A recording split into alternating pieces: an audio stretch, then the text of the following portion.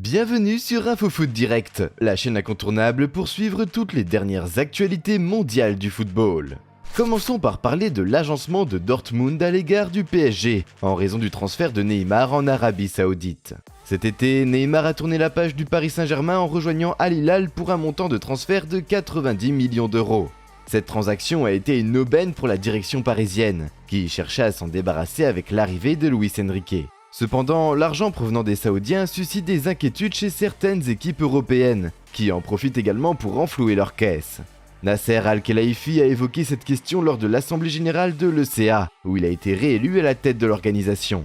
Le président du PSG a également réagi aux déclarations d'un dirigeant du Borussia Dortmund lors de cet AG. Selon The Athletic, Thomas Stress a pris la parole, estimant que cet argent arrangeait bien le club français pour rester conforme aux règles du fair play financier.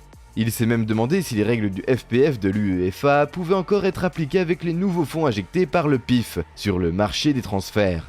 Cette intervention aurait surpris l'auditoire, obligeant même le PDG du BVB, Hans-Joachim Watzke, à appeler Al-Khelaifi pour présenter ses excuses. Les deux clubs se rencontreront dans 11 jours en Ligue des Champions. Grosse surprise en perspective pour le futur entraîneur du Real Madrid. Le Real Madrid s'apprête à prendre une décision cruciale concernant le poste d'entraîneur à l'issue de la saison 2023-2024. Et une surprise pourrait bien être au rendez-vous. Le club méringue a maintenu sa ligne de conduite en dépit des rumeurs entourant l'arrivée d'un numéro 9 pour succéder à Karim Benzema, ainsi que le retour insistant des spéculations sur Kylian Mbappé. Les dirigeants madrilènes ont tenu leur promesse de ne pas recruter à ce poste cet été, mais les choses pourraient bien évoluer dans un an. Florentino Pérez et son équipe devront prendre une décision cruciale concernant le futur grand attaquant. L'incertitude plane également autour de la situation de Carlo Ancelotti du Brésil. En effet, le contrat de Carlo Ancelotti arrivera à son terme en juin 2024. La saison dernière, l'entraîneur italien a été l'objet de nombreuses critiques de la part de la presse espagnole, qui a même évoqué sa possible destitution et son départ du banc madrilène à l'été 2023.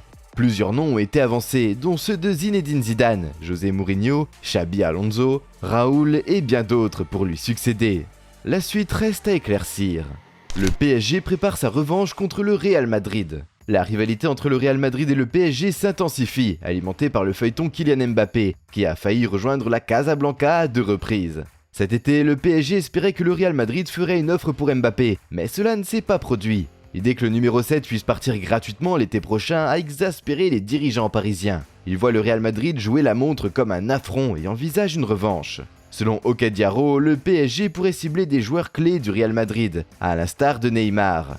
Le club parisien envisagerait de s'attaquer aux Brésiliens Vinicius Junior et Rodrigo qui ont déjà été approchés ces dernières années. Mais ce n'est pas tout.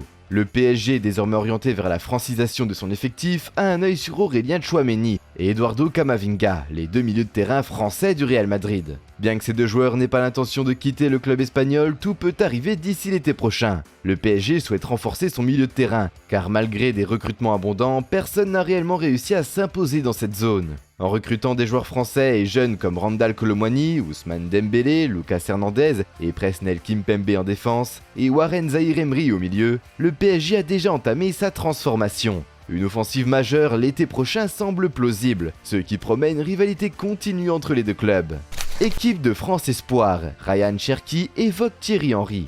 Thierry Henry, fraîchement nommé à la tête de l'équipe de France Espoir cet été, connaît un début de mandat prometteur. Les Bleuets ont remporté une large victoire contre le Danemark, 4-1, en match amical à Nancy.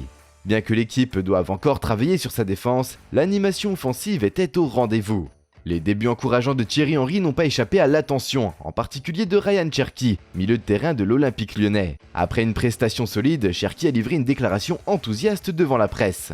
C'est une légende du football français et international, donc c'est un honneur pour nous tous. Thierry Henry nous apporte toute son expérience, ce qui est très bénéfique pour nous. Thierry Henry, qui avait suscité des attentes quant à sa gestion des talents individuels au sein de l'équipe de France Espoir, devrait être satisfait de ses premiers pas prometteurs. Arabie Saoudite, Al Ittihad sacrifie une recrue à 30 millions d'euros. Le 20 août dernier, le RC Lens a acquis Eli Wahi pour 30 millions d'euros. Cependant, imaginez si les 100 et or avaient choisi de ne pas inclure leur recrue la plus onéreuse dans leur liste pour la Ligue des Champions. Ce serait un scandale. Eh bien, à une échelle moindre, c'est un peu ce que vit actuellement Jota. Après 2 saisons au Celtic Glasgow, le Portugais de 24 ans a été transféré à Al Ittihad en Arabie Saoudite. Ce transfert a surpris de nombreux observateurs, mais il a rapporté une somme de 30 millions d'euros aux Boys. Deuxième recrue la plus coûteuse du club saoudien après Fabinho, 46 millions d'euros. L'ancien attaquant du Celtic se trouve dans une situation inédite en Arabie Saoudite. Malgré son statut de recrue majeur, même s'il n'est pas le nom le plus ronflant parmi les renforts d'Al Ittihad, Benzema, Fabinho, Kanté, Jota est aujourd'hui mis de côté. Manchester United, Antony confronté à deux nouveaux scandales choquants. Antony, l'attaquant brésilien de 23 ans de Manchester United, est au cœur d'une énorme controverse, accusé de violence conjugale par son ancienne compagne, Gabriela Cavallin. En juin dernier, elle avait déjà alerté l'opinion publique sur le comportement de ce joueur. Cependant, ce mois de septembre a apporté de nouveaux éléments à cette affaire, avec cette fois-ci des preuves matérielles dévoilées par le média brésilien UOL. La situation s'est encore aggravée lorsque la Confédération brésilienne de football, CBF, a annoncé qu'Antony ne rejoindrait pas la Seleção, l'équipe nationale du Brésil. En réponse à ces allégations, l'ancien joueur de l'Ajax Amsterdam a rompu son silence sur les réseaux sociaux lundi soir. Dans son message, Antony a déclaré « Par respect pour mes fans, mes amis et ma famille, je me sens obligé de parler publiquement des fausses accusations dont j'ai été victime.